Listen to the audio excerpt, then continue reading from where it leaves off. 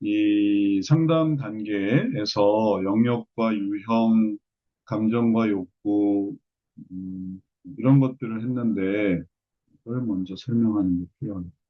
순서상. 이 단계에서,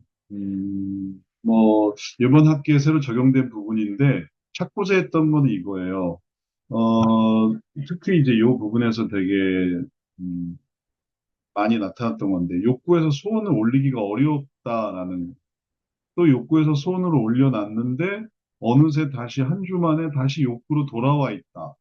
한 주 만인 줄 알았더니 사실은 뭐 하루 만에 돌아오기도 하고 그런 거예요. 그래서 도대체 이걸 처음에는 알게 되는 것만, 욕구에서 소원이 있다.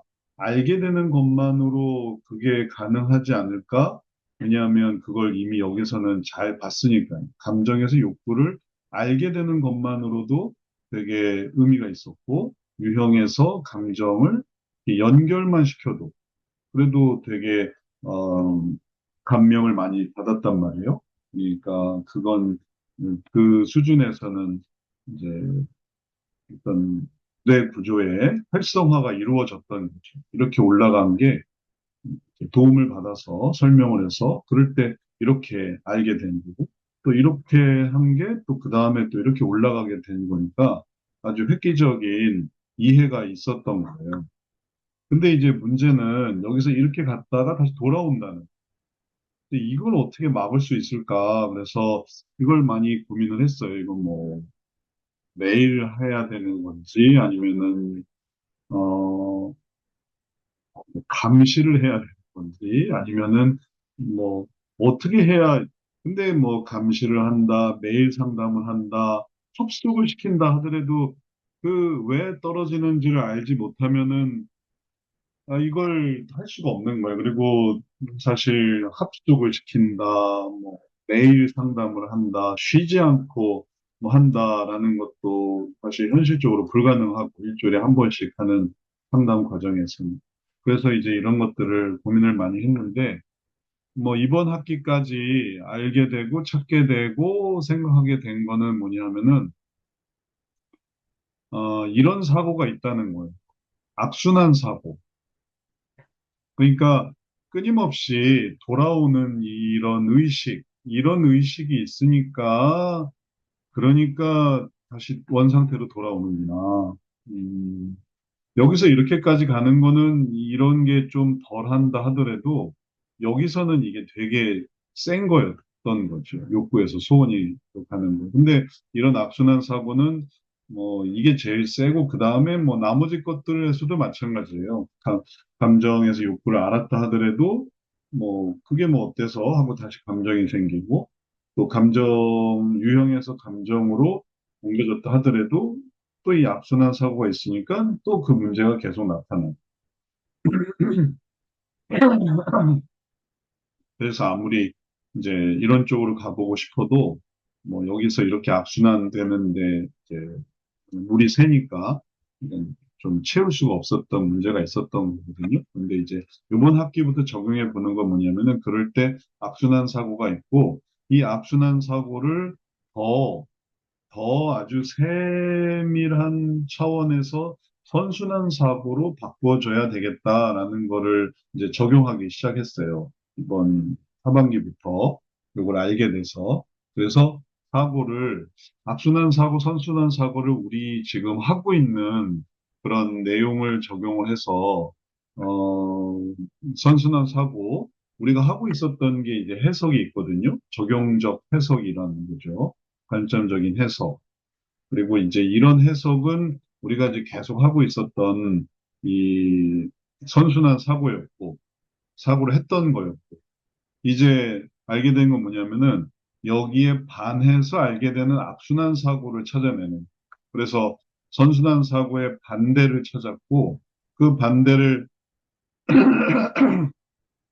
악순환 사고로 명명을 하고 이름을 붙인 거예요.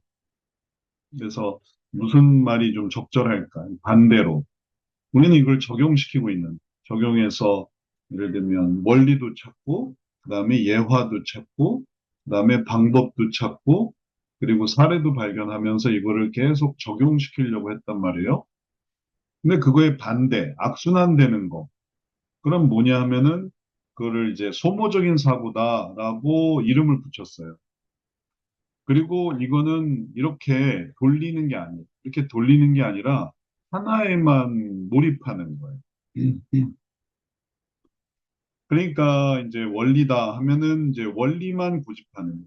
원리, 원리, 원리, 원리. 나머지는 없어요. 그럼 나머지는 어떻게 되냐면 다 날아가는 거예요. 원리가 좋으니까. 원리만 좋으니까 원리만 계속해요. 그러다 보니까 이 원리가 나머지를 다 없애버리는 역할을 하는 거예요. 반대로 예화만 좋으니까 나머지를 다 날리고 예화만 남겨. 그럼 나머지는 우리가 뭐 때문에 이런 예화를 들었지를 잊어버리게 만드는 거예요. 예화만 계속 하다 보니. 예를 들면 부흥사 강사님의 설교가 있었는데 예화만 너무 재밌게 들었어요. 근데 끝나고 는 남는 게 없어요. 원리가 없으니까. 있었지만 짧으니까. 뭐 그러면 이제 소모적 사고가 되는 이런 개념. 적용력 사고는 이걸 이렇게 연계해서 그래서 뭐가 되게 하냐면 그 다음 단계로 올라가게. 그래서 욕구가 소원이 되게. 그래서 소원으로 하기 위한 그런 과정을 했는데 이제 이거는 저절로 되는 거니까 집에 와서는 그 중에서 뭐만 생각하냐면 하나만 생각합니다. 이걸 이렇게 돌려보는 게 아니라 여기서 하나만. 그러다 보니까 어, 원리만 생각한다든지 예화만 생각한다든지 아니면 방법, 솔루션 왜 하는지도 모르고 솔루션만 생각한다든지 또 사례 어떤 사람이 이랬어 뭐 그것만 생각한다든지 그게 무슨 원리인지는 모르고 하나에만 몰입을 하게 돼서 소모적 사고가 일어나니까 나머지가 다 휘발되니까 악순환 사고가 일어나면서 다시 욕구에 이끌리게 되는 쉽게 말하면은 수영을 하려면은 양손 양발을 다 사용해서 수영을 하도록 가르쳤는데 그걸 다 잊어버리고 손 하나만 쓰는 거. 손 하나만 쓰니까 이제 뜰 수가 없는. 발 하나만 쓰니까 뜰 수가 없는. 그러니까 다시 돌아와서 안 돼요 하는 거고 또 양손 양발을 가르쳐 줬는데 그래서 이렇게 되는 줄 알았더니 뭐 집에 돌아가서 급속도로 또 하나만 해가지고 또 이렇게 돌아온 거예요. 이렇게 하다 보니까 이런 사고가 전반적으로 이 위로 올라가는데 저항을 만드는 다시 또 내려오고 올라가는데 내려 올라가는데 내려 할 때는 되지만 그 다음에 안 돼. 그래서 요걸 찾는 거를 이제 악순환 선순환 사고라고 해서 요거를 이제 설명하고 밝혀내고 또 그걸 다시 뒤바꾸고 그래서 그냥 악순환 사고 없이 선순환 사고만 한 게 아니라 악순환 사고를 이해하면서 그걸 간파하면서 그러면 안 됩니다라고 하면서 이제 선순환 사고를 하려고 하는 그게 얼마나 소모적이었는지를 계속 얘기를 해주는 그리고 그런 사고들이 쭉 나열이 돼 있는데 전부 관점적인 거에 반대는 폐쇄적인 또 뭐 용어에 대해서는 이제 많이 고민을 해봤는데 하여튼 지금까지는 이게 제일 적절한 것 같아요. 폐쇄적이니까 관점적으로 못 보는. 그래서 폐쇄적이지 말고 관점적이어야 됩니다라고 말을 해주는. 도덕적인 사고의 악순환은 뭐냐면은 단기적, 즉흥적, 짧은 거, 아주 찰나적, 뭐 이러면은 다 이제 그런 걸 생각을 못 해요. 그래서 그렇게 하면 안 됩니다.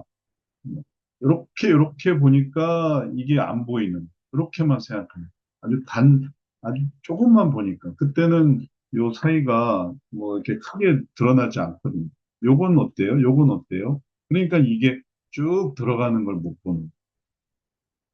요것도 이렇게 조금만 해본 거. 그러니까 조금 했다가 다시 돌아오는. 꾸준히 해야 돼요.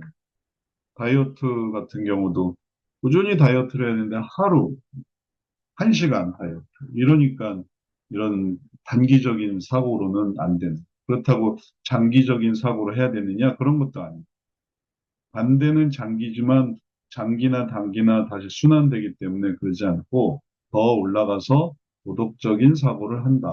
그래서 이 도덕적인 사고의 개념, 그런 것들을 알게 돼서 이렇게 좀 더 상위 개념으로 이렇게 늘어나고 확장되고 그리고 또 이런 부분이 있다는 것을 이렇게 이해하게 될 때 그때 이제 아주 짧게 되던 것들을 바꿀 수 있다라는 그러니까 좀 더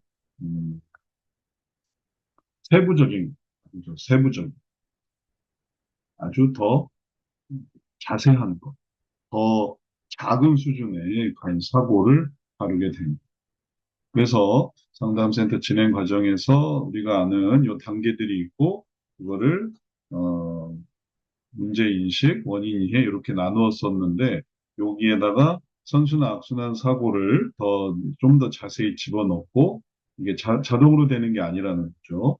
그다음에 악순환 사고 때문에 소원에서 욕구가 되고, 욕구가 감정이 되고, 악순환 되기 때문에 이제 이게 유형이 되고, 또 이게 영역의 문제가 된다라는 것을 설명하는 그리고 그걸 선순환으로 바꿔줘야 되는 거예요.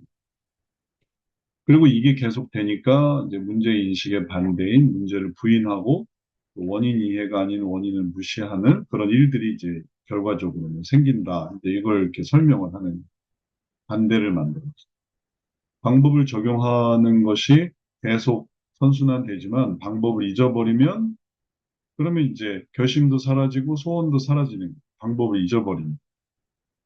변화도 계속 변화를 이루려고 하면은 선순환에서 계속 끊임없이 변화가 이루어지는데 변화를 거부하게 되면 그럼 이제 악순환 사고가 일어나고 그러면서 이제 악심을 품는 거죠. 그러면 변화가 사라지고 실천도 사라지면서 이제 그 다음 단계 방법을 잊어버리는 그런 수준으로 떨어지게 됩니다. 그것도 지속되면 이제 원인을 무시하게 되고 그럼 이제 문제를 부인하면서 문제가 막 커져가는 그러면서 이제 고통이 시작되는 그러니까 그런 단계를 이렇게 설명하는